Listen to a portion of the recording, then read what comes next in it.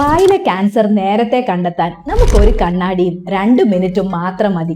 എങ്ങനെയാന്നല്ലേ?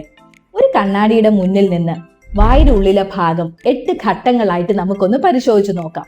ഒരു ടോർച്ച് അടിച്ചുകൊണ്ട് ചുണ്ടിന്റെ പുറം ഭാഗവും ഉൾവശവും ഒന്ന് പരിശോധിക്കുക. അതുപോലെ തന്നെ വായുടെ ഉള്ളിൽ ഇരുവശത്തുമുള്ള വക്കൽ മ്യൂക്കോസ് എന്ന ഭാഗം.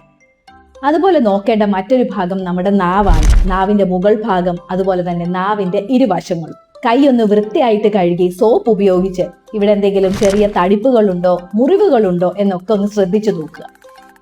ഇതേപോലെ നോക്കേണ്ടത് ഇരുവശത്തുമുള്ള മോണാണ്. അണപ്പല്ലുകളുടെ തൊട്ടു പിറകിലുള്ള റിട്രോമോളാർ ട്രൈഗോൺ എന്ന് വിളിക്കുന്ന ഭാഗം പ്രത്യേകം മറക്കണ്ട. പിന്നെ നേരെ കാണുമ്പോഴുള്ള ടോൺസിലിന്റെ ഭാഗം, ഏതെങ്കിലും ഒരു ടോൺസിൽ മാത്രം വലുതായിട്ട് നിൽക്കുന്നുണ്ടോ, അവിടെ എന്തെങ്കിലും മുഴകളുണ്ടോ. പല്ലിന്റെ മുകൾ ഭാഗത്തുള്ള അണ്ണാക്കിന്റെ ഭാഗം, ഹാർഡ് പാലറ്റും അതുപോലെ തന്നെ ചെറുനാവ് ഉൾപ്പെടുന്ന സോഫ്റ്റ് പാലറ്റ് എന്ന ഭാഗവും ഒന്ന് നന്നായി ടോർച്ച് അടിച്ചു നോക്കുക.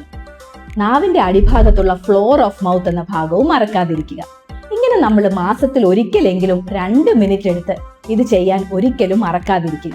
ഇങ്ങനെ ചെയ്യുമ്പോൾ ഉണങ്ങാത്ത മുറിവുകൾ 2 ആഴ്ചയിലധികം നിലനിൽക്കുന്നുവെങ്കിൽ ഡോക്ടറെ കാണാം. അതുപോലെ തന്നെ ഭക്ഷണം കഴിക്കുമ്പോൾ വേദനയുണ്ട്, തടസ്സമുണ്ട്, ശബ്ദത്തിന് വ്യത്യാസം, വായ തുറക്കാൻ ബുദ്ധിമുട്ട്, കഴുത്തിൽ കള്ളകൾ, ഇത്രയും കാര്യങ്ങൾ കണ്ടു കഴിഞ്ഞാൽ നിർബന്ധമായും ഒരു ഡോക്ടറെ കാണുക.